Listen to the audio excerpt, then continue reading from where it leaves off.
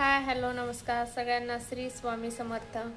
चला तर मग आजच्या व्हिडिओमध्ये मी तुम्हाला पिको फॉलबद्दल जे काय माझ्याकडे नॉलेज आहे ते मी तुम्हाला देण्याचा प्रयत्न करणार आहे। या व्यवसाय म्हटलं तर मी यामध्ये अजून काय मला म्हणजे खूप वर्ष काय झाली नाहीये, बऱ्यापैकी नॉलेजही नाहीये, पण जेवढं आहे तेवढं मी तुमच्यासोबत नक्कीच शेअर करण्याचा प्रयत्न करणार आहे। पिको फॉल म्हटलं तर यामध्ये काय जास्त काय अवघड नाहीये की खूप काय। आता ब्लाऊज म्हटलं तर आपल्याला मेजरमेंट असतं, फुगा येतो पुढून मागून, खूप त्यामध्ये खूप असतात, काही अडचणी येतात। पण पिको फॉलमध्ये एवढं काय नाहीये, फक्त 2-3 मेन गोष्टी आहेत त्यावरच आपल्याला लक्ष द्यायचं आहे। आणि त्या जर आपण व्यवस्थित केला तर आपल्याला साडीला कुठेच फुगा येत नाही किंवा आपला पिकोसुद्धा वाकडा येणार नाही किंवा फॉल लावताना झोळ येणार नाही, फुगा येणार नाही आणि फॉलसुद्धा व्यवस्थित लागेल जर आपण त्या काही गोष्टी आहेत त्या गोष्टींची काळजी घेतली तर। चला तर मग व्हिडिओला आपण सुरुवात करू। शेवटपर्यंत नक्की व्हिडिओ बघा, आवडला तर लाईक करा आणि माझ्या चॅनलला नक्की सबस्क्राईब करा। बघू शकता इथे माझ्याकडे सुंदर अशी साडी आली आहे। हे नवीन पॅटर्न आहे साडीमध्ये, खूप हा ट्रेंडला आहे अशी साडी आहे। बघितली असेल तुमच्याकडे असेल सुद्धा ही साडी। तर या साडीला मला पिको आणि फॉल करायचा आहे, तर मी फॉल धुवून घेतलेला आहे। तर पहिल्यांदा आपण पिको करणार आहोत। तर पिको करायच्या आधी आपल्याला हे जो आपण ज्या साईडने पिको करतो तो भाग आपल्याला एकदम सरळ कट करायचा आहे। कुठेही कोच वगैरे असेल तर तो सुद्धा आपल्याला काढून टाकायचा आहे, तरच आपला पिको हा सरळ येईल। जर आपण सरळ कट केलेली नसेल तर आपला पिको सरळ येणार नाही। त्यामुळे आपल्याला या पद्धतीने सरळ रेषेत कट करून घ्यायचा आहे। त्याच प्रकारे जर पदराच्या साईडला सुद्धा पिको असेल तर ते सुद्धा कट करून घ्यायचा व्यवस्थित सरळ। शक्यतो काही साड्यांना गोंडे असतात किंवा लेस वगैरे असते, पण काही साड्यांना नसते, तर आपल्याला त्या साईडने सुद्धा पिको करावा लागतो या पद्धतीने। आणि जर फॉल लावायचं बोलला तर फॉलच्या काही साड्यांना असतं की हा नेस्ता पदर आहे तो वेगळ्या कलरचा असतो, नेस्ता पदर वेगळ्या कलरमध्ये असतो आणि हा जो आपला मिऱ्यांचा जो असतो भाग तो वेगळ्या कलरमध्ये येतो। मग यावेळेस प्रश्न पडतो की दोरा कोणता यूज करायचा। तर आपण जिथं काम करतो, समजा आपण पिको करत असेल तर नेस्ता पदर हा वेगळ्या कलरचा आहे आणि पदर हा वेगळ्या कलरचा आहे, तर आपण जिथे जो कलर आहे त्या कलरचा आपण धागा तिथे यूज करणार आहोत। की चला आपल्याला या साईडला हा कलर आहे, दुसऱ्या साईडला दुसरा आहे, तर आपण हा दोरा भरलाय तर हाच दोरा आपण तिथे वापरू, तर असं करायचं नाहीये। ज्या कलरचे पदर आहे किंवा ज्या कलरचा नेस्ता पदर आहे आपला त्या कलरचाच तिथे धागा वापरायचा आहे। तसंच पिको करताना तसं करणार आहोत आणि फॉल लावताना सुद्धा तसंच करायचं आहे। ज्या कलरचा कपडा आहे किंवा ज्या कलरमध्ये ती साईड आहे त्याच कलरचा आपल्याला तिथे धागा वापरायचा आहे। चला तर मग मी आता मशीनवर पिको करायला घेते। इथे मी पिको करायला सुरुवात केली आहे। स्टार्टिंगला मी जो आपला फूट आहे तो लावून घेतलाय पिकोचा आणि थोडा कपडा एक्स्ट्रा जाऊन पिको करायला बघा हळूवार पद्धतीने। पिको करताना जो बघा एक साईडने मी हात उचलला आहे आणि एक साईडने मी कपडा पकडला आहे, त्याच पद्धतीने करायचं आहे। कपडा जास्त ओढायचा नाहीये, सावकाश पद्धतीने हळूवार जाऊ द्यायचा आहे। बघा किती छान असा पिको येतोय गोल आणि खूप जाड सुद्धा येत नाहीये। इथे मला स्टिच खूप मोठी वाटत होती म्हणून मी सेटिंग चेंज करून स्टिच छोटी करून घेतली, तुम्ही तुमच्या आवडीनुसार करू शकता। घाई करायची नाहीये, पहिले व्यवस्थित कपडा सेट करायचा आहे आणि मगच टिप मारायला सुरुवात करायची आहे, पिको करायला सुरुवात करायची आहे। या पद्धतीने आपण हा पिको करू शकतो। जर आपलं कटिंग सरळ असेल तर पिकोला कुठेच प्रॉब्लेम येत नाही आणि पिको सुद्धा खूप छान येतो, कपडा कुठे एक्स्ट्रा होत नाही किंवा बाहेर सुद्धा येत नाही। या पद्धतीने आपण पिको करतो। तर एंडिंगला थोडं व्यवस्थित, कारण की कपडा खूप थोडा उरलेला असतो, व्यवस्थित हळूवारपणे करायचा आहे।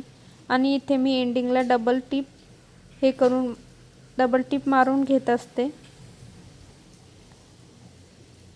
बघू शकता किती छान आणि किती लवकर आपण हा पिको तयार केला आहे। बघू शकता काही वेळ लागत नाही जर आपण व्यवस्थित कटिंग केलेली असेल तर। आता जो एक्स्ट्राचा दोरा आहे तो आपण कट करून घेतला। याच पद्धतीने पदरकडची साईड सुद्धा मी पिको करून घेतली आहे। आता मला फॉल लावायचा आहे। फॉलसाठी मी दुसरा आपला तो फूट असतो चपटा, तो यूज करत असते. पिकोच्या फूटने मी कधीच फॉल लावत नाही.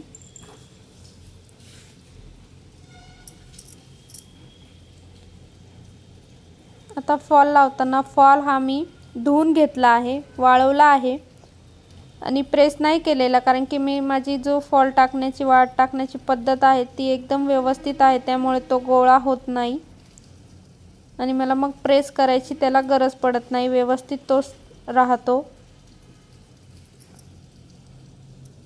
तर फॉल लावताना जो आपला खालचा भाग आहे तिथून आपण थोडे 2 हात एवढा अंतर सोडून आपण फॉल लावायला सुरुवात करणार आहे. या पद्धतीने मी अंतर मोजून घेतलं आहे आणि इथून आता मी फॉल लावायला सुरुवात करणार आहे. फॉल लावताना फॉल एकदम व्यवस्थित पहिले सेट करायचा आहे. फॉल खूप वरती पण नाही गेला पाहिजे आणि साडीच्या खाली पण नाही आला पाहिजे. व्यवस्थित पहिले सेट करायचा आहे, मगच आपला फॉल लावायला सुरुवात करायची. घाई करायची नाही आहे. हळूवार पद्धतीने थोडं थोडं कपडा घेऊन थोडा फॉल घेऊन असं सेट करायचं पहिले आणि मग स्टिच करायचं आहे. या पद्धतीने छान असा आपला फॉल लागतो, कुठेही झोळ येत नाही किंवा खाली वर सुद्धा होत नाही फॉल.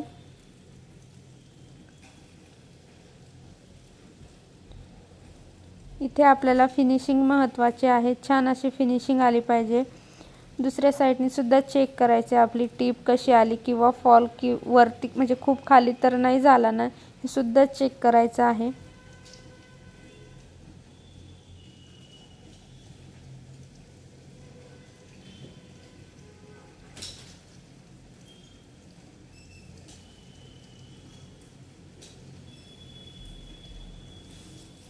या पद्धतीने मी हा पूर्ण फॉल लावून घेणार आहे.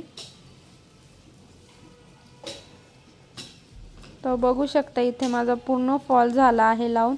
खाली सुद्धा मी डबल टिप जसे आपण मी पिको करताना केले त्याच पद्धतीने डबल केला आहे. बघू शकता किती छान असा पिको आला आहे.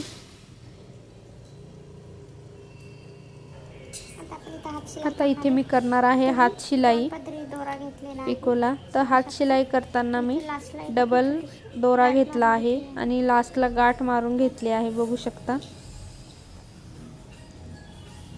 आता हात शिलाई करताना आपल्याला व्यवस्थित फॉल व्यवस्थित सेट करून घ्यायचा आणि मग छोटे छोटे टाके घ्यायचे आहेत. थोडंसं अंतर वाढलं तरी चालेल, पण टाके छोटे पाहिजे जेणेकरून वरच्या बाजूने ते टाके दिसत नाही.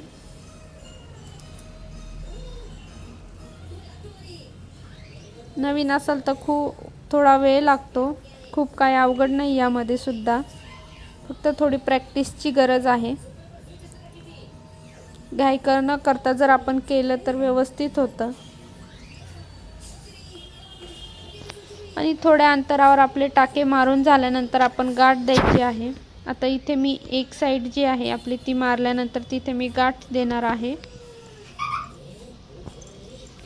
म्हणजे आपला फॉल जरी निघाला तरी तो पूर्ण निघत नाही, म्हणजे धागा जरी त्याचा तुटला तर तो पूर्ण फॉलचा धागा नाही निघत. जेवढा आपण हे केलं आहे, आपलं स्टिच केलं आहे त्याच्यानंतरचा जेवढा आपण गाठ मारली आहे तिथपर्यंतच धागा निघतो.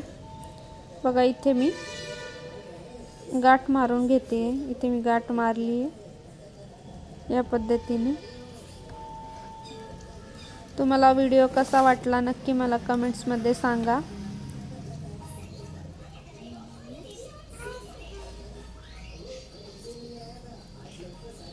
बघू शकता या पद्धतीने छोटे छोटे स्टिच घेत आपण हात शिलाई करत असतो. त्यामुळे छोटे स्टिच असले की वरच्या बाजूने अजिबात ते टाके दिसत नाही.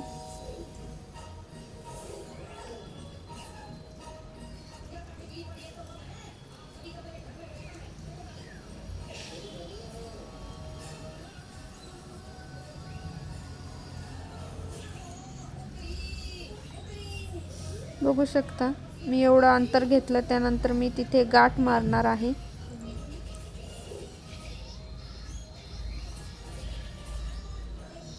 हे अंतर अंदाजे आहे, तुम्ही तुमच्या आवडीनुसार घेऊ शकता. आता बघा ह्या साईडनी एकदम छोटे छोटे टाके दिसत आहे, खूप काही जास्त दिसत नाही आहे.